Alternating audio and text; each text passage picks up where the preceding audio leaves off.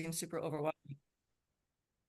Oh, it seems super overwhelming, right? Because you see a lot of these big guns on stage and little old me, how are we ever going to do this? But just be like persistent, consistent, and committed.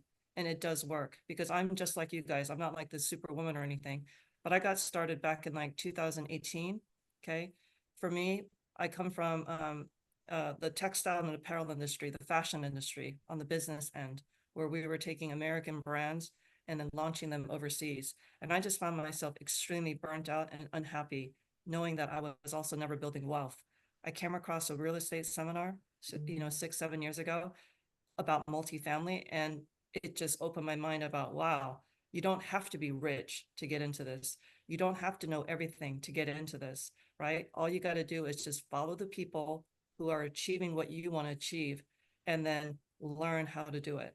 And one of the fundamental cornerstones about this is underwriting, because underwriting is basically the roadmap, the backbone to what you're trying to accomplish, which ultimately is buying a business. Okay, buying a business. And so underwriting has quickly become my superpower. I really enjoy it. And I find that teaching underwriting through telling stories, I think helps people grasp the concepts and not feel so overwhelmed with the massive numbers. So that's kind of what I wanted to kind of go over with you guys today. If I can share my screen. Oh no, I can't share my screen. Yeah, she was having some issues there. If you can, I'm thinking even if you email it to me, I can throw it on the screen for you. Should I do that? Yeah, Um, okay, hold on one second. technical difficulties. Yeah. If I send it to you the way it is in PowerPoint, will it allow you to like do animation? It should, as far as all Okay. the transitions of that and all that. Yeah. It should, yeah. Okay. Oh no, now I got kicked out of my email. Hold on. Well, while we are waiting on here, and in regards to underwriting, because there's so many things that can be captured, feel free to throw in the chat just any questions that you do have in regards to underwriting, things to look out for, questions for Hitomi in general within her career since she's very tenured. Feel free to throw that in and we can at least answer that while we are waiting to get these slides put up.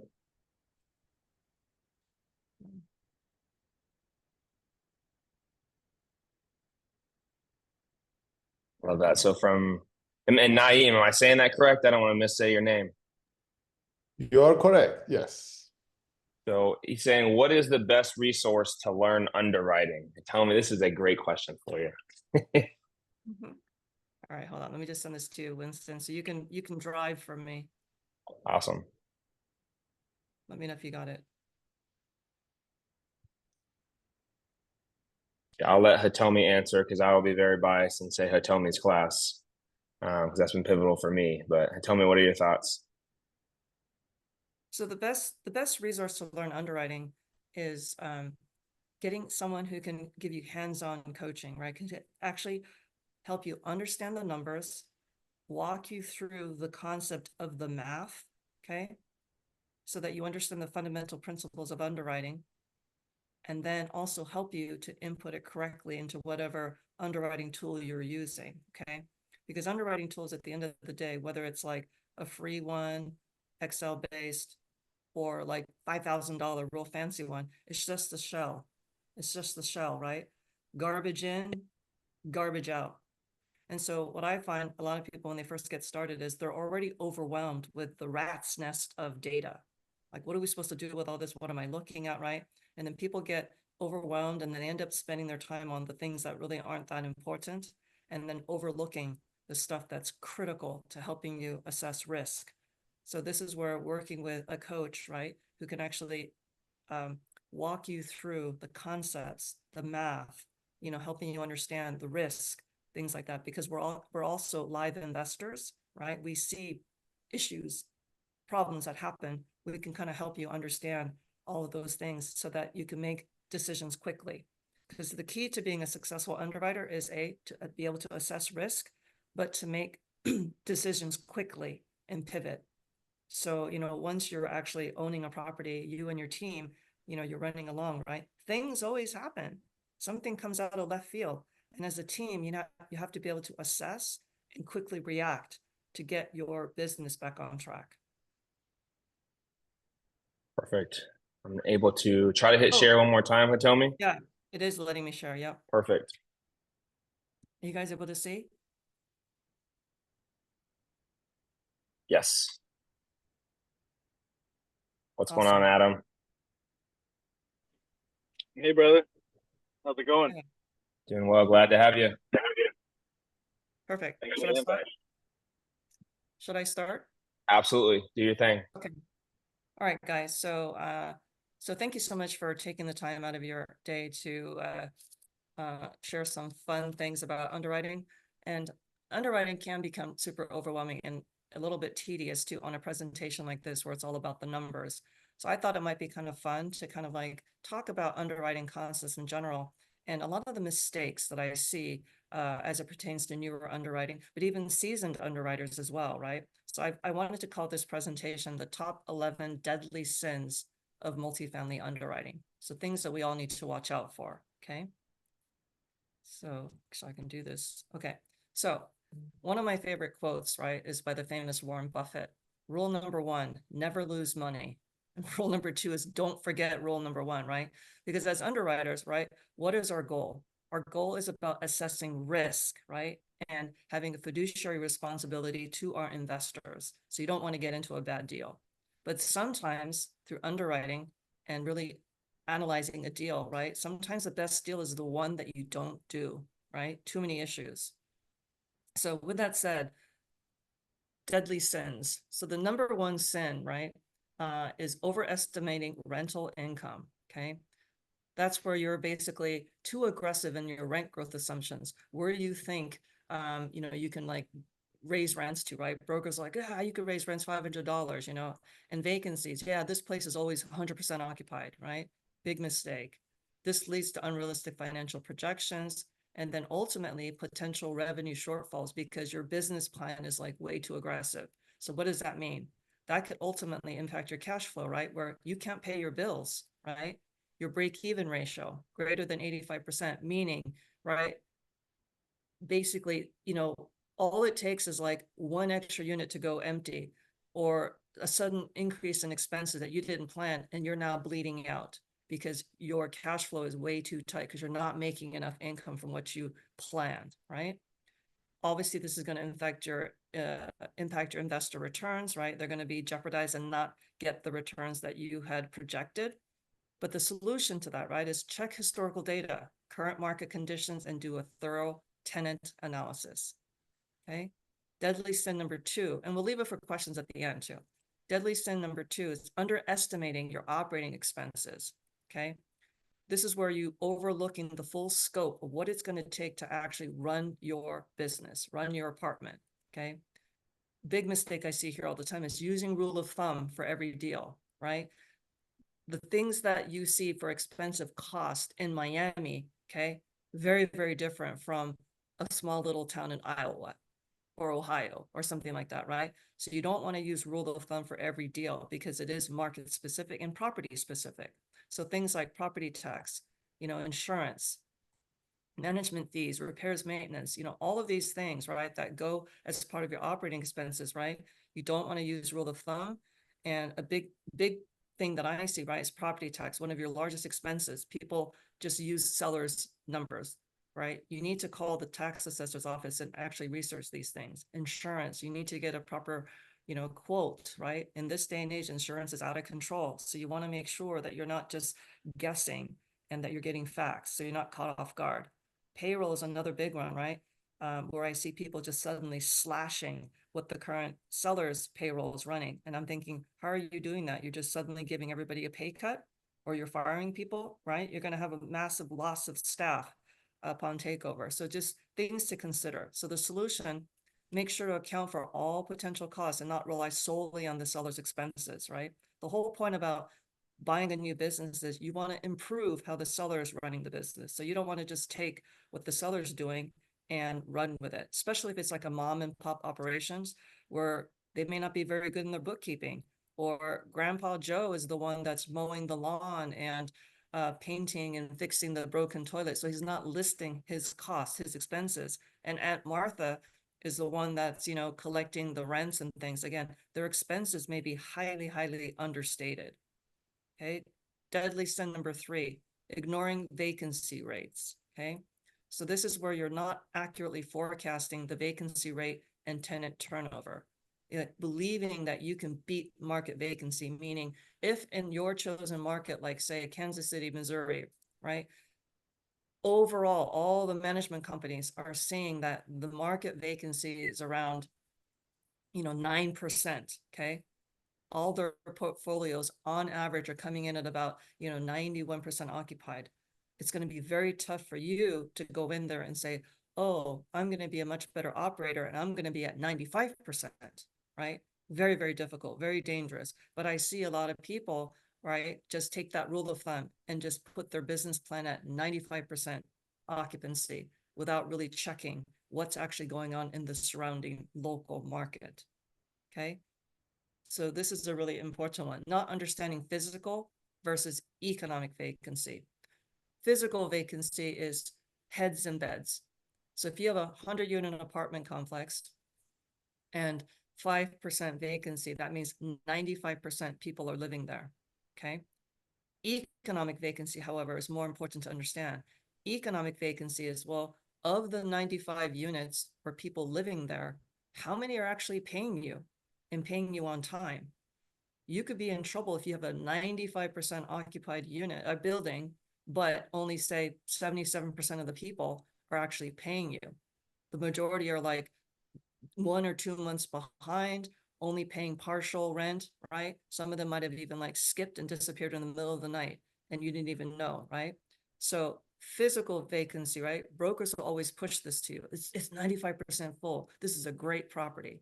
But then you dig into the financials and you see, wow, but only 77% of the money is coming in. I may not be able to pay my mortgage. Okay, so you want to pay attention to that. So again, another deadly sin is being super aggressive in year 1 and trying to reduce the overall vacancy. So I've seen people underwrite, you know, they inherit the property, current vacancy is like 13%. And in year 1, you put it all the way down to 5%, right?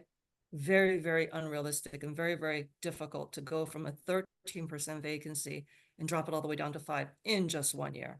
And a lot of it is why, number one, the first year is the most tumultuous year when you take over, right? All these changes and kind of learning the ropes, getting familiar with the new management company, all that stuff. But also there are leases in place, right? You can't just go in and start kicking people. You can start kicking people out, but you can't necessarily like start bringing in new people and all these things because there's vacancy. There's a lot of things to just fix things overnight is, I guess, is my point. You need to give yourself enough runway. Okay. So the solution is for vacancy understanding, right? Research the market, rent comps, CoStar reports, and then seek guidance from the local management company of what they're seeing vacancy to be in their existing portfolio. Okay. Number 4, inadequate financing choices, right? This pertains to your debt, your mortgage, the kind of loan structure you're going to get. One of the big things I see is a lot of people, they use outdated term sheets from the brokers or the OM, right? You need to get the most recent interest rates and information like that. So tying into this, right? I've seen people where they get into a deal and they have a bad loan, right? They have the bad structure. They have, you know, not the best interest rates. They don't understand the interest only situation, right? How long the loan is good for before it comes to term. Leverage. I see a lot of people, right, just assume that they can get 75% loan to value, meaning a 25% down payment, or even I've seen 80% loan to value, 20% down payment. When in reality, for that market, no, the lender's only going to give you, say, 65%, right? So these kinds of things will highly impact your cash flow and how you run your business. Another big thing is just to assume the debt coverage ratio, right? Debt coverage ratio, talking about like the 1.2, 1.25, 1.3. What that means is, you know, how much above your net operating income is the cash flow situation to be able to pay your mortgage. And I've seen them where And again, we can go into more detail. There's so many weeds about underwriting, but my point is that a lot of people use very, very aggressive debt coverage ratio without really checking if that is even acceptable in that market. Some markets, the lender says you must maintain a 1.35 debt coverage ratio, meaning your NOI has to be that much bigger in relation to your debt. Another big scary thing that I see is assuming the loan versus your hold plan. So some people assume an existing loan is about to terminate in, say, 3 years, but then your business plan has you exiting in 5 years.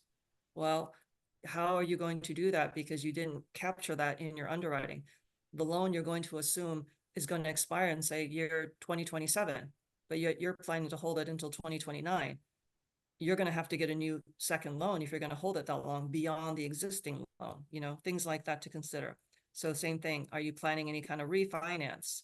So the solution to all of this, right, is have a mortgage lender size the deal for you and give you different financing options. It's a relationship business, and many people I find, when I ask, well, have you talked to a mortgage broker? They're like, no. Well, a very, very important partner for you to develop relationships with, okay? Deadly sin number 5, neglecting local market research, okay? Super important to understand. That's why we tell you, pick one state. I've seen too many new people and they get like shiny object syndrome. Well, I hear Florida's great and Texas is on fire and so is Georgia. Oh my God, and then South Carolina, and they're all over the place. You end up getting sucked into looking at everything and anything, and very, very difficult to therefore understand what is happening in a particular market and develop relationships and being able to choose wisely an apartment that would actually run favorably. So pick one place and get to know these kinds of metrics: the population size, is it growing, right? The economy, are there new jobs being formed? Are there companies coming into the area, right? Is it a landlord-friendly state, right? Landlord-friendly states have many benefits, right? Because it tends to have lower property tax.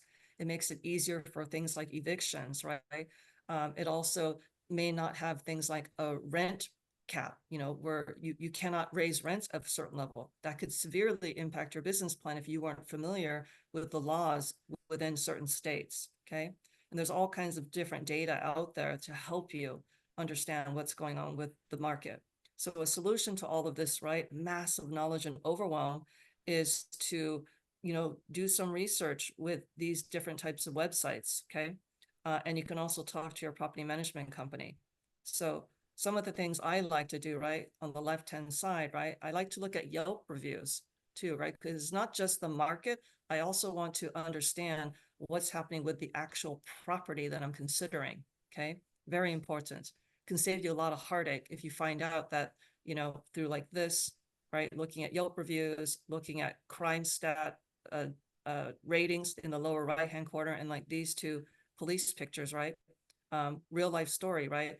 A property that I was rushing and underwriting, I failed to check that when I started Googling, there were 2 shootings in the last 2 months, and a 12-year-old boy got stabbed, right? And here I am underwriting this deal. Like, why am I doing this? Shouldn't even be buying it in the first place, okay? So not only do you want to research the market, economy, and all that stuff. Why? Because tenants need to have jobs to be able to pay you rents easily. But the property itself, right? You do not want to be buying a property that has high violent crime, because you cannot change crime culture. You can change the property, improve it, make it look nicer, but you cannot change, the crime culture in the area, okay?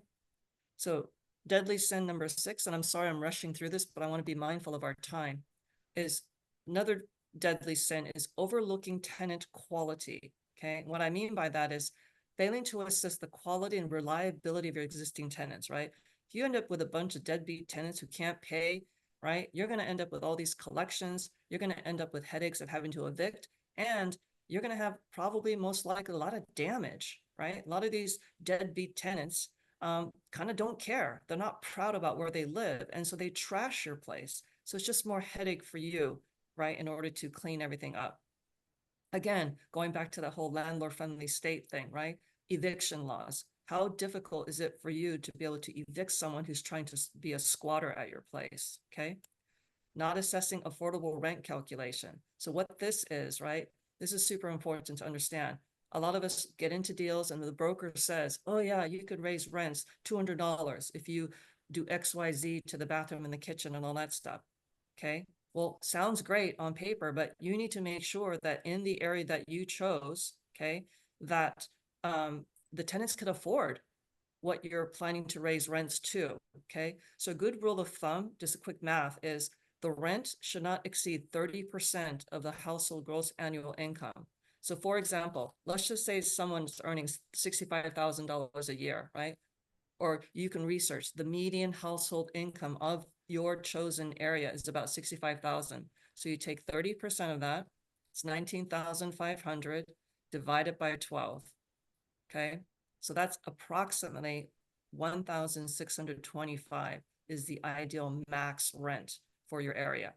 Okay. Again, just an average, but it'll give you some guidance like, am I being crazy trying to raise rents from this to that? Are my potential tenant base going to be even able to afford this? Or am I pricing myself out of the market?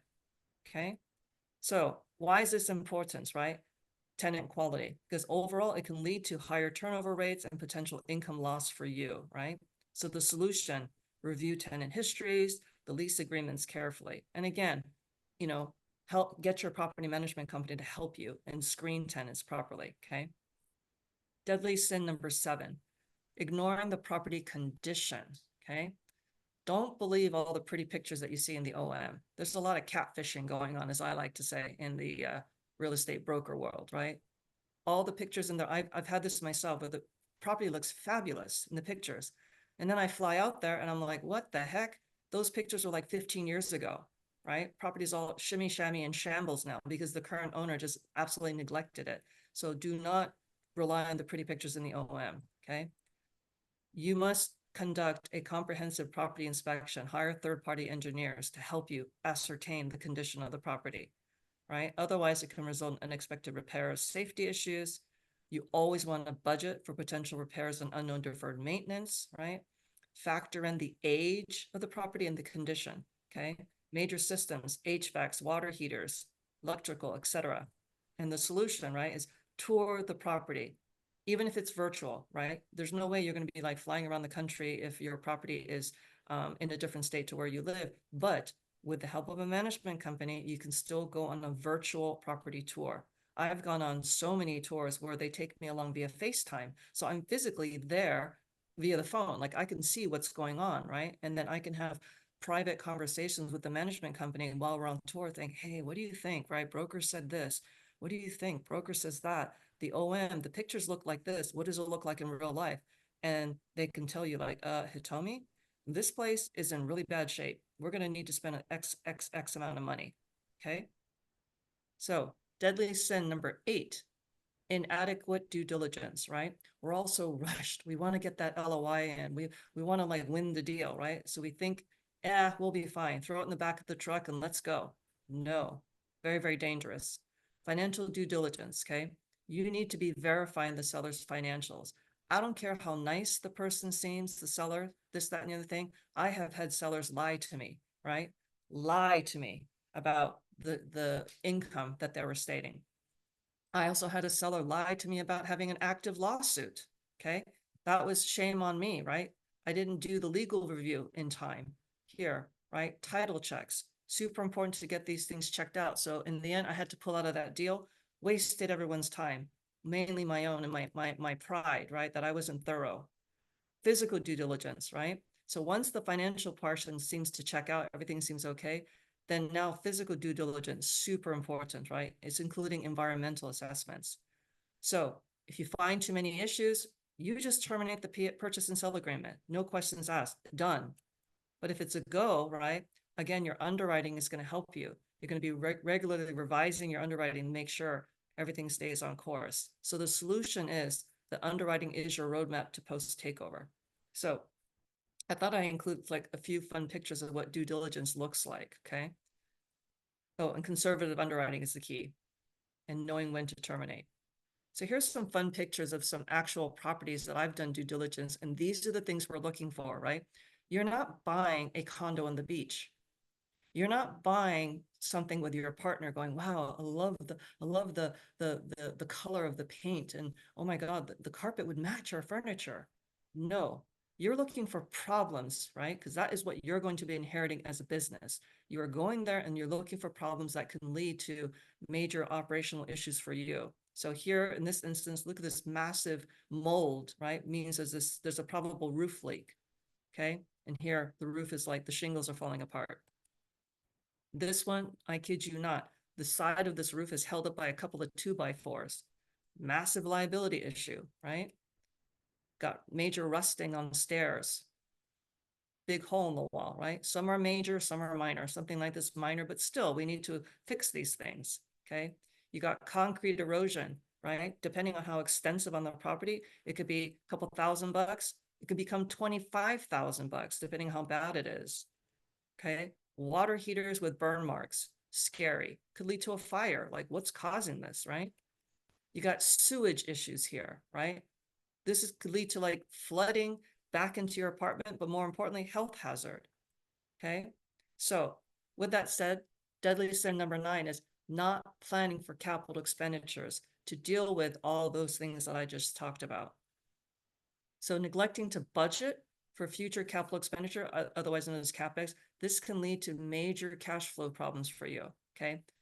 Number 1 rule is you do not use your cash flow, right? Money coming in from your tenants, your income coming in from your tenants. You are not supposed to use that money to pay for these kinds of issues. The moment you start doing that, it's the kiss of death of your business. Okay. You do not want to use cash flow money to pay for major expenses. So you need to consider major improvements, replacements needed over time, right? The property every year that you own it is getting that much older. It's like trying to keep up with an old car, right? Things wear out. So you need to be mindful of that, right? That things aren't going to just stay smooth sailing for your entire hold period. Another big thing these days, right, is the insurance deductible. I know it's not really like CapEx per se. CapEx has to deal with money for major one-time improvements like the roof, the parking lot, HVAC systems, okay? However, insurance deductibles now with insurance rates being all crazy is something else to consider to maybe give yourself some extra money as cushion because some of these deductibles on the insurance are like $50,000, you know, for making a claim. That could totally mess up your cash flow if you don't have enough money set aside to pay something like that that's unexpected, even though you have insurance, right? It's like the insurance becomes a double-edged sword for you because of the deductible. So as a guide, you know, we generally like to see a minimum of $1,000 a door or more, depending on the age and condition of the property as a reserve, okay? Some sponsors and operators, including myself, we might also like to add an extra cushion of having 2 to 3 months of operating expenses set aside just in case. So the solution to this particular sin is set aside funds for operating reserves as an extra cushion.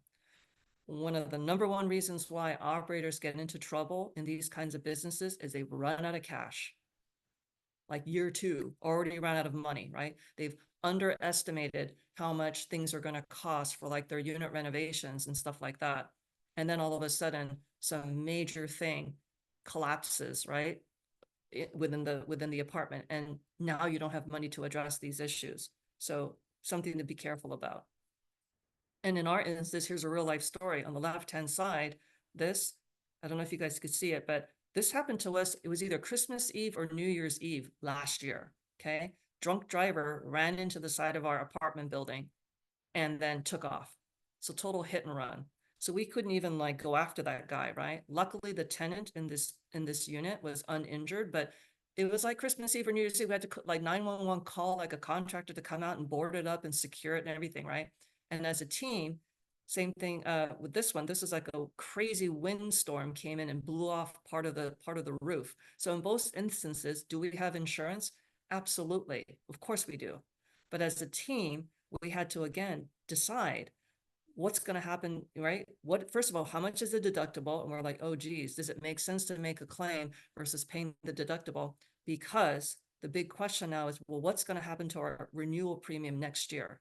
Either the premium's going to hike up crazy which we didn't maybe underwrite enough of a buffer, or the other risk is the carrier might just drop us and we have no insurance. And now we're going to be scrambling and having to go out to the secondary or tertiary markets for insurance, which is going to be way more expensive, right? So in this instance, we decided in both cases, we didn't claim on insurance. We actually ate it, paid for it ourselves out of our operating reserves to shield us from a potential insurance hike. Okay. Again, as underwriters, that's what we have to do, assess risk and then make a decision quickly as a team what to do. Deadly sin number 10, ignoring legal and regulatory compliance things. Okay. There's a lot of stuff like local zoning laws, building codes, landlord tenant regulations, all these things, right? We can get fined if we don't pay attention to these things. So you want to stay informed and relevant about the relevant laws in your market. So the solution, again, right, seek guidance from local property management companies. They know a lot about those things. And then again, for major issues, right, seek legal counsel. Don't try to wing it. And then last, deadly sin number 11, is failure to assess your exit strategy, right? We all get caught up and want to buy. I want to buy the apartment. I want to get that LOI in. But I see a lot of underwriters, though, they put more emphasis on getting into the property and less so on, well, how are we going to get out of it? Because at some point, part of your business plan, you need to sell it. And you need to sell it for a home run for the sake of your investors and for yourself, right? There's kind of two ways, in terms of the cash moving around in which you and your investors will get paid. One is through distributions through the rents coming in, that's cash flow. But a big component, and which is what creates wealth, is the equity at the back end from all your hard work of increasing the NOI, the appreciation that you created, right? That equity at the back end is what's going to really create wealth. But if you don't even think through it properly, right, you can get into a lot of trouble. So not having a clear exit strategy, like how many years do you plan to hold it, right? Knowing that the property will continue to get older and older the longer you hold it. Is there any refinance involved as part of your exit strategy, right? And then really thinking, who is your buyer avatar, right? Are they going to want to buy this property from you? A good example is we got shown a property where it was a combination of 2 and 3 bedrooms. Okay. Broker told us spend $200, put a wall in the 2 bedrooms to make it a 3 bedroom. You're going to get, easily $300 a month more in rent. That meant that property, instead of being a mix of 2 and 3, it would be all 3 bedrooms. Okay. Sounded like a good idea at the time. We're like, wow, we can make all this extra rent. But we definitely researched who wants to buy something like that where it's all 3 bedrooms, right? And very quickly we realized we were kind of like chopping ourselves off at the knees by eliminating the assortment of 2 and 3. Now we wiped out a line item on the menu. Right now we couldn't offer anything to the 2-bedroom customers. And then different sponsors and other experienced operators all said, no, too much risk. I would never buy a property that's all 3 bedrooms. Lots of noise, lots of people, lots of family, lots of damage. No. So again, we really thought about our exit. We don't want to go down that route. So not conducting a sensitivity analysis on your projected sale price. That means, right, looking at things like cap rates to determine, are you being too aggressive in what you're projecting your sale price to be upon exit? So a solution to that is have a clear exit strategy, right? In advance, not like you wing it and we'll figure it out later, right? You don't want that attitude, we'll figure it out later. You want that as part of your underwriting to make sure everything makes sense and that it's achievable. And then for fun, I actually thought of an extra bonus. I call it bonus deadly sin number 12 is do not get emotionally involved. Okay. Make decisions based on facts and data, not by your gut or the broker says you can do it, right? Stay firm on your underwriting principles, investor return targets. Don't get caught up in what other groups are willing to overpay, as I like to say, right? Stick to what numbers work for you, your numbers. And then building cushion for the unknown, right? Like we talked about, all these crazy things can happen. The business can go sideways. Things always cost more, take longer than expected, right? And again, think about your exit strategy, okay? And the solution is ask for help. Ask for help. There are so many people that have gone through your journey, right? Who have lived through bad things happening, right? Learn from them so that you don't make the same mistakes, right? And then learn how to underwrite. There's a lot of people, including myself, out there to help you understand the math. So real estate, once again, is a relationship business, and underwriting is a team sport. So you don't have to feel overwhelmed that you're all by yourself. Okay. And a little bit about me. So as I said, I've been doing this for about the past 6.5 years. I had a little bit of a slow start. It took me about 3.5 years to do this full time now. I've been doing it full time now for about 3.5, almost 4 years. And part of that was because I didn't have a mentor or coach at the beginning to help me. And I got fixated on all the wrong activities. I was wasting time. I suffered from analysis paralysis, fear, you name it, right? Once I got introduced to several key mentors, they put me on track to really, really understand this business. And then the first deal came, and then the law of the first deal took over, and the second and the third quickly came. Okay. So today now, I'm very honored to be able to, speak with the newer generation, such as yourself. And because of how much real estate has changed my life, right? It's given me time and financial freedom.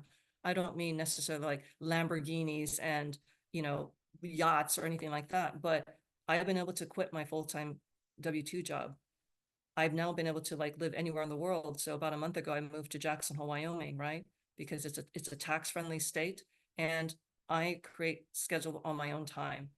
So I welcome anyone to, reach out, ask for help, ask questions, and be happy to help answer that for you.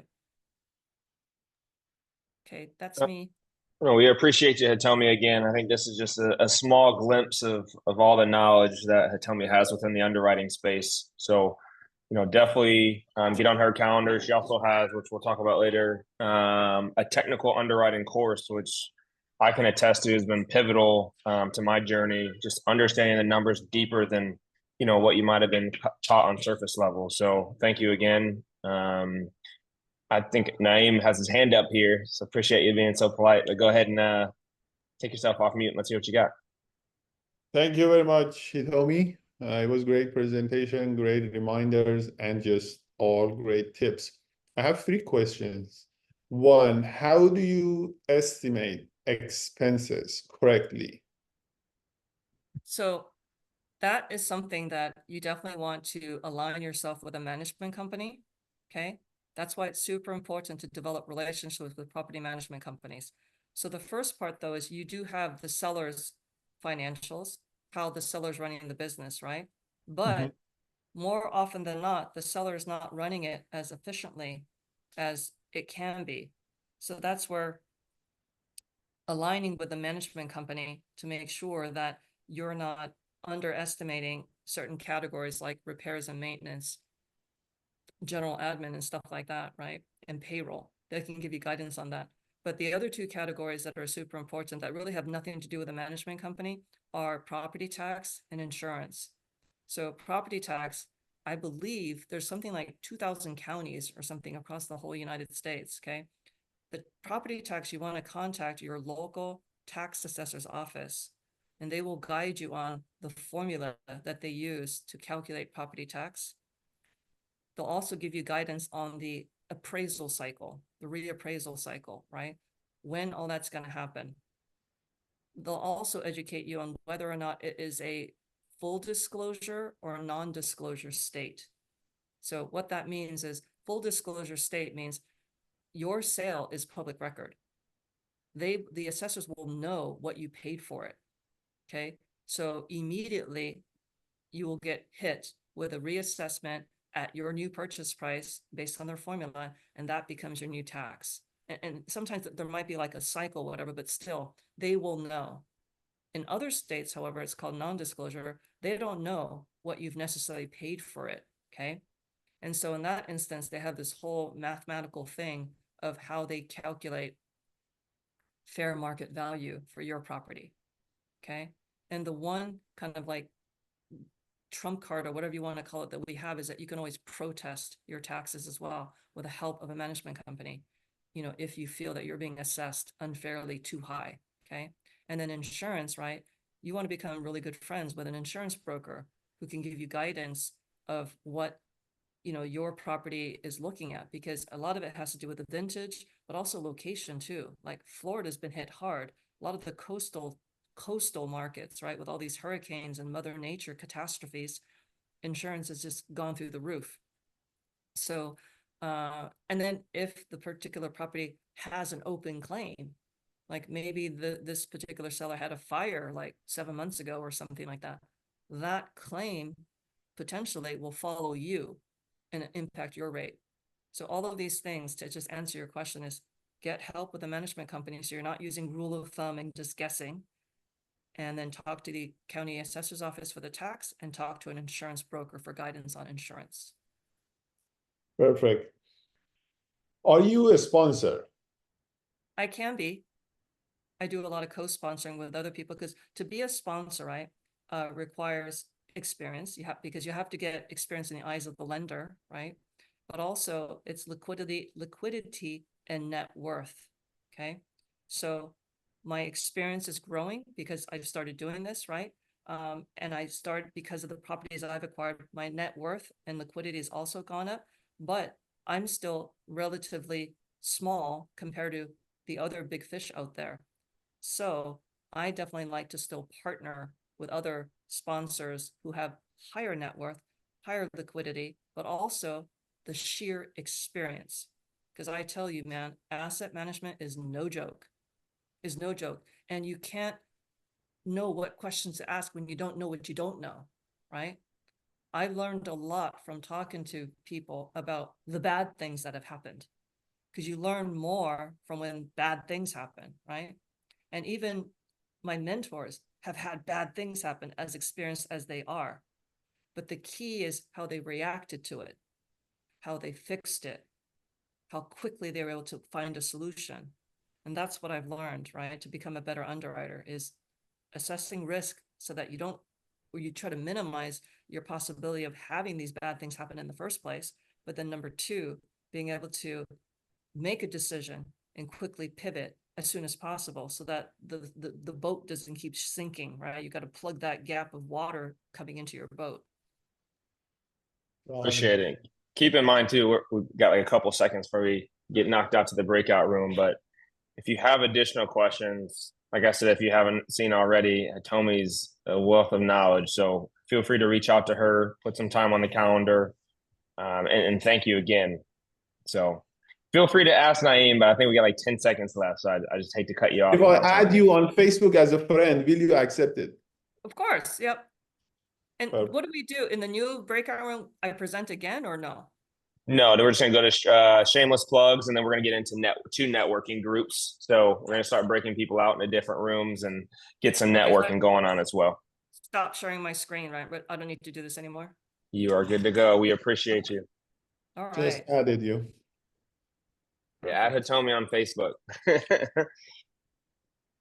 And hope we'll you guys see. found it helpful. It was very helpful, actually.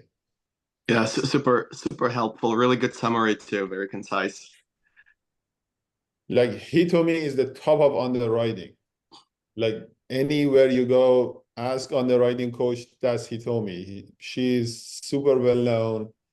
I skipped my hiking for her, so that should tell you a lot. Thank you. I try to make it fun. I mean, that's the thing, right? Underwriting, it can be overwhelming, all the numbers and the math.